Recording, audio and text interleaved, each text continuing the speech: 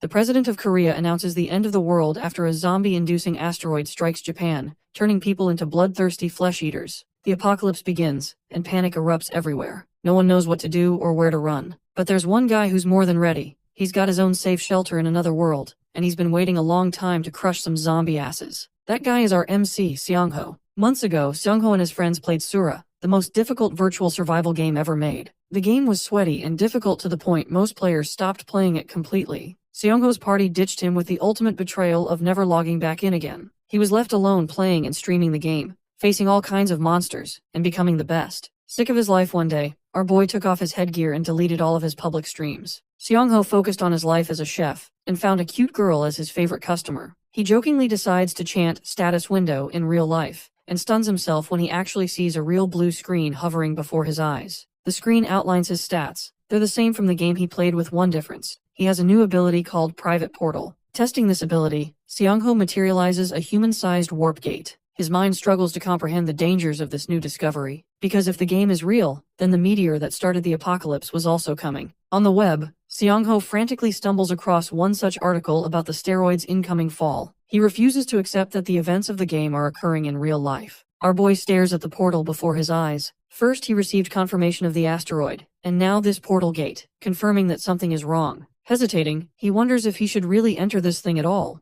With no powers, no bitches, no plans and money, he contemplates stepping foot inside. In the end, Bro reflects on a few things and grabs the nearest ladle he could find. There, he sticks the ladle inside the portal to get a good feel of what was at the bottom of the other side. After scooping some dirt, he realizes that the other side isn't taking place inside a labyrinth stage of the game. That's a good thing, but he's also starting to wonder if this portal will teleport him to a different location on Earth. Having packed his bags to prepare for the trip, he encourages himself to finally go inside. In the next scene, Bro's past the portal and discovers the beauty of the other side. It's a scenery without anything urban in sight. The first thing this guy notices is just how cold the weather is compared to the usual. With no signal on his phone, this dude analyzes that he's stuck in some kind of remote area that won't be reached by anyone easily. Long story short, Bro's fucked if he's stuck here. Taking out a Sharpie, he marks one of the trees with a number 0. This is actually a smart move on his part, to make sure that he doesn't get too lost in his exploration process. He starts walking and walking, but the walk takes a toll on him. The forest appears endless with nothing in sight. Right when this guy was begging for things to get interesting, a creature glared at him nearby. Instantly this thing pounced like a predator and scared the crap out of our boy. Luckily it's just a gorgeous valley deer and not some kind of flesh-eating monster. An interesting detail is that the system automatically identified this unique creature for him, confirming that this place is in fact separate from the realm of Earth. The creature stares at him, before dashing away without a word. Not that I expected this thing to start talking or anything, but you get what I mean. Even our protagonist thinks that it's weird for this thing to just peace out like that. The good thing is that the deer wasn't aggressive. However, things are going to get really fudging ugly for him if he runs into bloodthirsty monkeys or boars. One more interesting detail is that the valley deer never even existed in the Asura game. Right after arriving here, he had a striking hunch that this realm is related to survival life and its concepts. Taking out a blade, he walks forward, preparing himself for anything that will come out and startle him. So far, he's denied the reality of a disaster heading to end humanity. But right when he was about to give up, he found it. His eyes glanced at the shining sun apple, a mystical fruit that he plucked from the tree. First, he wonders if biting it is okay. Then he takes an actual bite and experiences immediate change. The system informs him of his stamina restoration, and his body shimmers with a yellow glow. Its effects are actually the same as the sun apple juice they used to drink in the game. With one more thing serving as pure confirmation, our boy is now convinced that something terrible is soon about to happen. Bro was also shitting next to goblin poop, which means he has to be careful. Seongho takes a worrisome sigh, trying to strengthen his morale. But despite his beliefs, he now knows that the end of the world is soon to come. After experiencing the portal gate's effects, he exited it and went back to his original world. Here, Seongho began brainstorming solutions. He wanted to be ready for the apocalypse to come. So the first thing he did was review all of the footage of the game and stored it in a personal hard drive. Conveniently, he actually streamed the game every time he played it, so he could easily save that data, though he never even expected to use it like this one day. News of the asteroid's fall reached him. The Japanese destruction would begin in 32 days alongside the start of the apocalypse. Until then, he decided to prepare because the game was unfortunately full of the worst mechanics ever. The craziest and problematic of them all was something called Iron Death Disease. This little phenomenon resulted in the corrosion and destruction of every piece of metal on Earth. Buildings ravaged to dust, and it aided the zombie swarm hours after it happened. With the obliteration of metal in modern-day society, humanity returned to the Stone Age. The Iron Death disease eventually subsided in the game, but the main problem was the fact that it literally lasts for an entire year. Even then, the incoming Iron Death disease didn't mean much to our boy, who had a safe solution to access his private portal thanks to his newly acquired trait. Of course, Seongho has a very strong assumption that the disease will be incapable of passing through the portal. Wrapping up his analysis, he chalked up all of the money he saved to buy premium tier equipment. Bro was about to enter a Call of Duty zombie apocalypse lobby in real time, so he got all the gear and supplies for survival. Checking the forums at night, Seongho found himself disappointed by the few people who abused their awakened abilities for a life of crime and enjoyment. Morning came around. He bought more supplies to aid his eventual mission. On the way back, Bro even bought a hunting bow for surety. While doing all of this, he faced a realization. Seongho thought that maybe he was overthinking all of this. Maybe he was getting ahead of himself and acting hastily. Still, he thought he could earn all his savings back eventually, even if he was wrong. With his morning errands completed, he returned home and put up a closing sign on his shop. Seongho was in the middle of his thoughts when he suddenly heard someone's voice. Temu Chahin from Solo Leveling worriedly asks about the closed shop. He tells her that it's just for some remodeling work, which makes her wonder if he scored it big time and earned a lot of money. Seongho quickly exits the conversation by stating that he's got some work to do, but suddenly she stops him and tries to ask a question. The girl ends up flustered and doesn't actually state her request, turning back to leave. Seongho is curious about her question, and though he could have easily pushed her for an answer, he went back to his business. Inside, he vowed to take things seriously and work on stuff that actually mattered. Bro really said, "I'm gonna ignore baddies and lock in for real." He commands open the portal, reflecting on his actual game style. One could call him a playmaker or a planner, a guy who loves using strategies to overcome each stage. He wasn't exactly a powerful combatant and mostly relied on his brains. The reason is actually simple. In Asura, there's a complicated way of earning stats. You don't just acquire them after level ups. You only acquire them after hunting and exploring. Right now, our boy is in the other realm trying to hone his skills with the bow. Clearly with no practice and teaching before, Bro uses YouTube tutorials to teach himself. Seongho postures himself correctly and takes aim to shoot. A side of him from the game is reflected in his experience until he eventually lets go of the shot. The arrow flings its way to the board, hitting the target. Bro is actually stunned by his talent to the point he thinks he's the chosen one. However, with how sore his hand is, Seongho realizes that his real drawback is his strength. That's why he wants to focus on working out and boosting his physical endurance. With basic preparations wrapped up, he would now move to the next step. Immediately, he needed to take care of two things. The first was to outline a way to hunt down monsters properly. The second was to build a home base where he could store supplies without worry. However, at the moment, he had no weapons and absolutely no supplies because they were in the process of delivery. Until then, he hunted golden apples and went crazy with his luck running into them. Having marked a few spots, he taught himself to prepare for the apocalypse to come. His early preparation is the same reason he survived in Sura for as long as he did. Looking around, Seongho runs into Goblin Waste. He'd been meaning to find it, merely for a simple goal. The thing about goblins is that they love acting in groups. The fact that only one piece of shit was on the ground, and I mean that literally, tells him that there's one around here. Poop Inspector Promax interacts with the waste and judges that the goblin must be an outcast. Seongho knows this guy will be his golden ticket. He's got to hunt him down as best he can. By night, his search for the lone goblin continued. He heard wolves nearby, which signifies that he's closer to the valley, and then he spots the same goblin he was looking for. Seongho hid behind a tree, but he could see that this thing looks identical to the creatures of the game.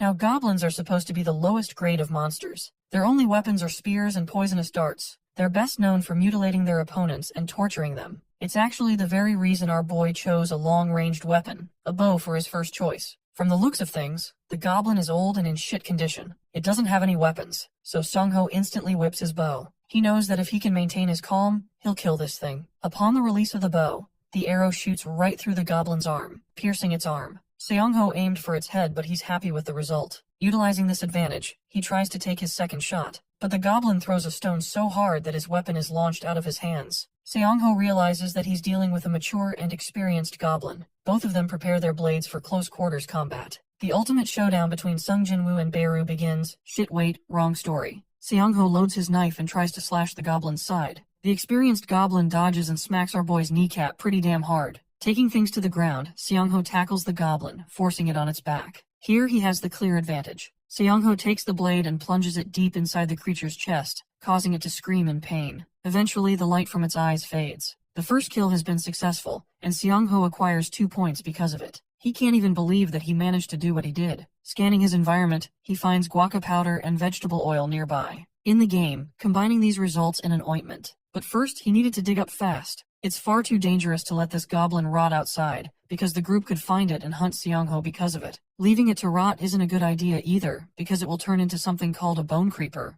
Seongho finds a pair of red trouts nearby. Seongho's heart trembles as he realizes he's fucked. The moment he averts his gaze, Bro discovers the creepiest owl monster staring down at him. Before this segment, we go back to Seongho's runs in the game when he was a player. During his streams, he compiled a bunch of material insight for the game. Some of his chat members donated money just for him to dive right into the goods. Seongho got into the bottom of it and described his experience with goblins and kobolds last time. Avoiding Bone Creeper is essential as well, but the forest houses two of the most dangerous creatures in the game. These are werewolves and owlbears. Owlbears are territorial creatures, which means their existence creates harmony in the monster ecosystem. Remembering the era of streaming, Seongho found warmth in his heart. There was this one guy, Bullsungman, who was always happy for him. The others were chill and a bit weird, like Barking Dog Dude who just couldn't stop typing woof in chat for some reason. Strangely enough, Seongho wonders why he's facing such happy memories. Is it because he's staring down the incarnation of literal horror before him? A creature that was going to end his life. Seongho refuses to accept reality. It's as if those memories are telling him to concentrate. He uses every moment at his disposal to think of a plan. He already knows that the owlbears are damn near vicious and tear apart anything in front of them. The fact that the creature is standing still without doing anything implies that it isn't as hungry. But the more important thing getting on his nerves right now is that they've invaded the territory of the red trout. With all of these important factors considered, Seongho realizes that there's possibly only one way for him to escape this nightmarish situation. Turning his feet, he reminds himself that he's still the Kimbap Joa in his head,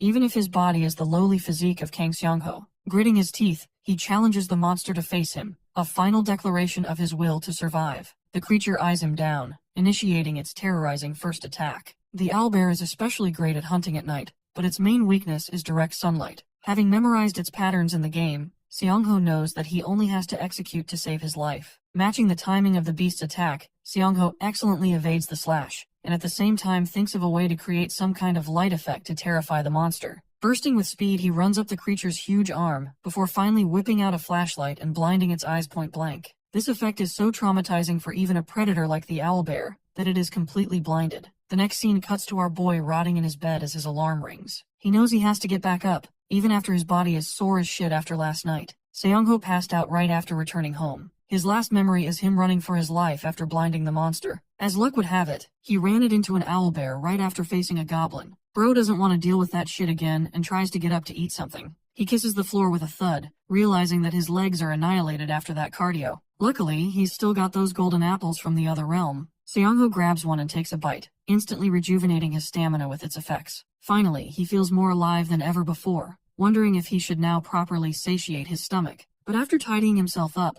Bro ends up running into Temu Cha Hein again. She's come here to eat in a different restaurant and coincidentally ran into him. Seongho wasn't looking for company, but she sat here because she likes having a meal buddy. Mikyoung hurriedly asks him if he tried opening the status window. Her enthusiastic attitude makes Seongho realize that this must be the topic she wanted to discuss last time, but stopped herself from. Mikyoung shows him the news and assures him that it's real. Some awakened players are actually using their powers to steal money from others. Seongho is a little startled by her confidence to ask something like that directly. He answers her by lying and saying that nothing showed up. The thing is, Seongho feels like he's doing the right favor by keeping others blind about his status. First of all, his trait is strategic, and not combat-focused. It's something he can utilize to the best of his advantage, instead of sharing with others. Right now, not even his personal safety is guaranteed. If he ends up revealing his hand to the lady in the red dress, which in this case is her, then things could really end up badly for him. It's a smart play. However, the dude is intrigued how Mikyoung is taking so much interest in asking about awakening. Then comes a surprise from her. She hesitates and even admits to stating a lie. Seongho assumes good intentions from her and even assures her that she doesn't have to say anything. He encourages her that there's still time and heads home shortly after their conversation. Finally, his delivery packages arrived. Stuff he ordered came and now he didn't need to worry about supplies. He moved his stuff up to the rooftop and only kept important stuff on the second floor. During his preparation work, he selected a whole bunch of items necessary for today's mission. Stuff like gas masks and suits and other equipment.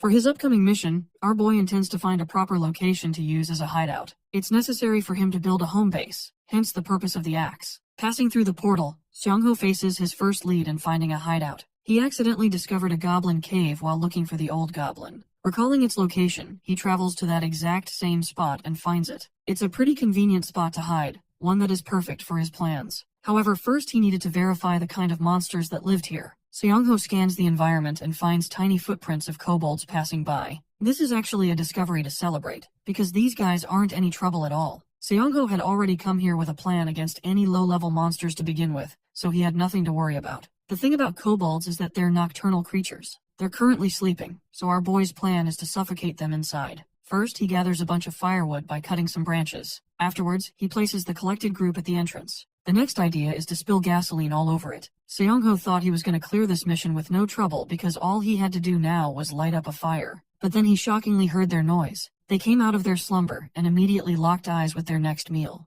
Seongho gently greets them, before whipping his axe and lunging forth into action. In a simple swing, he slashes both monsters around their necks, killing them immediately. The reason they went down so easily is because of the drowsiness from earlier. Thanks to these consecutive kills, the system awards him with an increase in level and 4 points. Next, Seongho tosses the lighter in the firewood. Shortly after, the fumes start to go inside. In the Asura game, low-level monsters had one glaring weakness. They were vulnerable to new things, and this was one of them. Our boy waited with a gas mask outside. Though he could have tried to burn them directly, this method was even more effective with the cleanup process. The slumbering kobolds frantically woke up and ran outside to save themselves. Seongho intentionally chose this strategy to weaken their bodies and create confusion among their escape. The moment they stepped outside, his objective was to take advantage while they were down to kill them at once. Though he expected at least 5 of them to come out, Seongho is stunned that only 4 did. This is different from their usual group of 7. Aiming at one of the kobolds, Seongho slaughters it dead, declaring that only 3 of them now remain. The remaining 3 ran up to him, doing what little they could do to attack. But our boy was ready with his axe.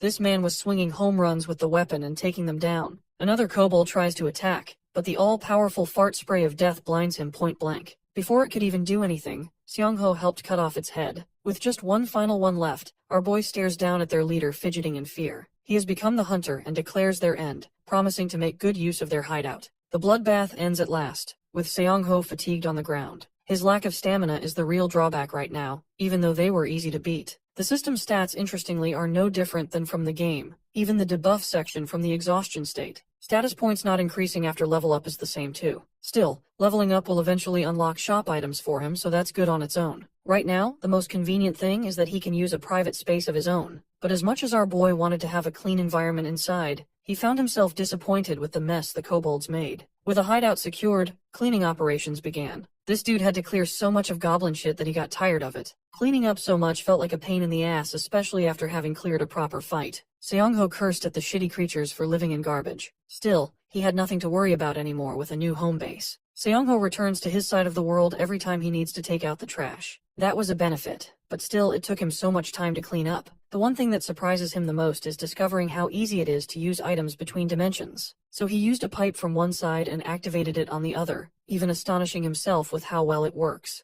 Hours of effort aside, the place is now glittering with cleanliness. Next, he needs to clear bloodstains and work on pouring concrete, so storing stuff is easier. He thinks about the complications of mortar and using sandwich panels. But the one good thing about this shitty cave is that it is full of luminous and ignition stones. These are newbie stones in the game, but the place is full of them, so that's good. Seongho now has a reason to mine this place properly after construction. The following day, Bro is at the edge of his life. He's working so hard every day that his body is aching all over. Checking his arm, he surprises himself with the few cuts he endured. His collected items from the other realm rest on the table side. Seongho wonders if he should make an ointment using this as an opportunity. The method's pretty simple. In goes the guaca powder and vegetable with equal ratio, then some stirring, and there we have it. A low-level ointment for basic healing. Thanks to our boy's background in cooking, the chef has an easier time making these. Just applying the ointment on his arm feels like a step in progress. However, Seongho is troubled with the realization that he might have to make it again and again. He contemplates the idea of raising his stats by focusing on fundamentals, but then again he's risking his life so much that he could even die before the damn apocalypse arrives. Even though that would be funny as shit, Seongho doesn't want to take the risk and thinks of using a more convenient weapon like a gun. Suddenly a thought clicks his head.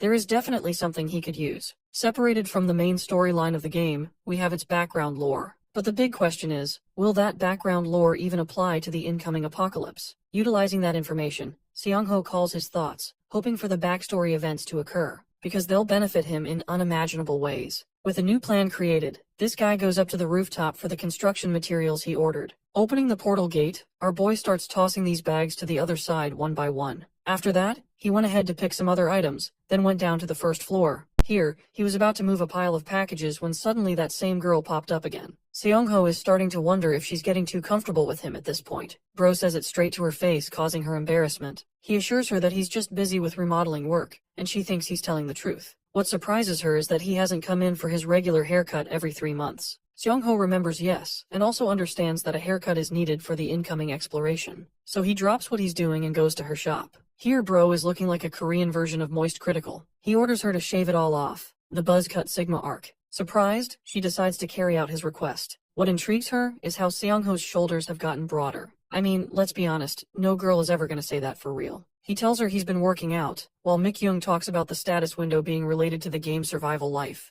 Awakeners are people who have played the game at least once. All this time, Seong-ho plays dumb and agrees with everything. But he also curiously asks about her source of information. Suddenly, one tatted dude enters the shop, revealing that he's here for the new intel. Hilariously, this guy happens to have fought Seong-ho in the past, but only in a singing competition. Our boy is pissed that this clown happens to be her source of information. The blonde hair tells her that a certain someone deleted the streams, and only keeps information for himself. It's an awkward moment because this guy even announces that he's trying to dox the player's real location. Seong-ho is really curious about this mystery person. In-hack name drops Kimbap Joa, which was Seong-ho's username. This complicates things already, because now our boy knows that people are genuinely out there hunting him down. In-han forces the young lady to be bold and to join their team. Seong-ho thinks the whole situation is stupid. The only reason he deleted the video is simply because he was disappointed. He never had any time to think about personal benefits. Anyway, this punk is a know-it-all wannabe who talks big game. He even curses at Seong-ho for ditching everyone without publicly posting information of his streams,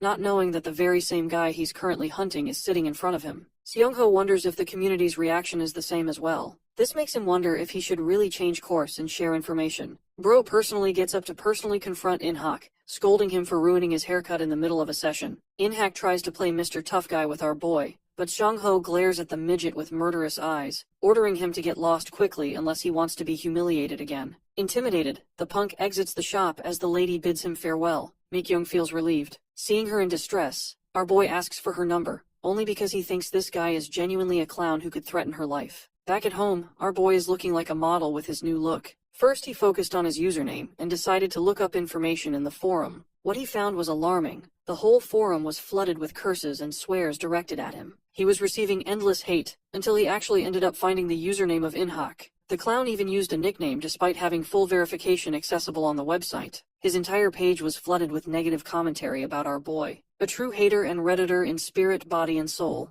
Seong-ho switches off his computer, knowing that it's the only appropriate reaction. He wasn't mentally affected, just disappointed. But then, his brain felt a strange sense of calm as he commanded the portal. He spent the next 2 days refining his hideout, working on mining and construction. The pickaxe helped him, and then he spread the mortar with water, smoothing it evenly each day. With work finished, he comes out waiting for the mortar to dry. During this moment, he stares at the lonely moon. Suddenly, Seong-ho realized that he had to respond to this injustice and level of cruelty. He's not some kind of hero, and he's not looking for a grandiose purpose in life. His ultimate goal is ultimate survival. That's all that matters, as long as he's winning. Making his resolution, he turns around and finds himself frightened. There's a bone creeper clanking up to him. Seong-ho was already pissed off, so he's finally found a target to focus his attention on. A loud explosion follows, engulfing everything in flames. The next time our boy wakes up, he's covered in scratches. He doesn't even know what the hell happened just now. But then he remembered the sight of the bone creeper. The one part boggling his mind is how he was able to survive from a point-blank explosion. But that's got an answer too. Right after he spotted the bone creeper, Seong-ho already knew the fucker was about to explode to bits. So he ran for it, but the detonation still caught up to him, knocking him with enough force to go unconscious and not die. However, that little move back there did cost him too. Seong-ho is full of pricks stabbed on his right side. Mustering what little strength he has, he calls the status window to help.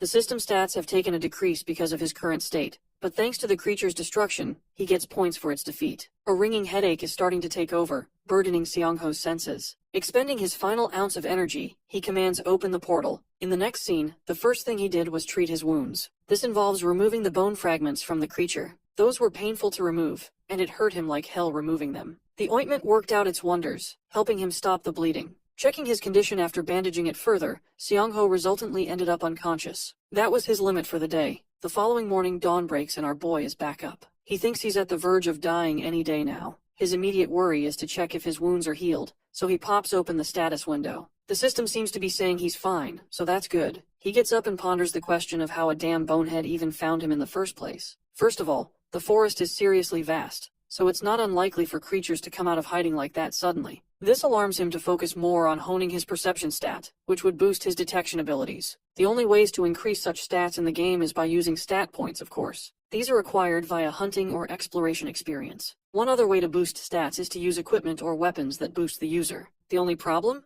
Asura fucking sucks as a game and its difficulty is off the charts. Even to obtain simple stat items, one has to take on dangerous monsters way higher than your own level. This means going up against hellish beasts just for a weapon. After defeating monsters, skills could also be unlocked. High-level monsters especially dropped them based on certain conditions, except not every skill suited every player. So now Seong-ho wonders of a surefire way for him to acquire stat-boosting items. He decides to run the footage back to the background story he visited in the game. Such stories take place before the asteroids fall on Earth. This means that visiting such places could land you special items before the apocalypse even comes around. But that's just a theory. A game theory, get it? Seong-ho knows that he's gotta fight stronger monsters too, for that matter. He spends the next few hours just reading up on past information, and learns about 3 important locations where the background stories took place. The Russian ship, the Hobgoblin, and one other. The Jiri Mountain Orc incident, the fastest of the bunch. According to the footage, the orc was discovered on the 26th, so he's gotta depart on the 25th to find it early. With his next mission in sight, our boy grabs his phone and realizes that Mikyung's calling him at a late hour. In the next scene, the two are at a cafe. She asks about his condition, questioning why he chose to wear a long-sleeve shirt in the hot summer. Bro has to hide his wounds and realizes that this woman is much more observant than she seems. She thinks that he's bothered by the incident at the shop, but Seong-ho denies anything like that. She's happy to hear, expressing how scared she felt. Seong-ho reminds her of just last winter where this guy caused trouble by using an illegally modified tow truck.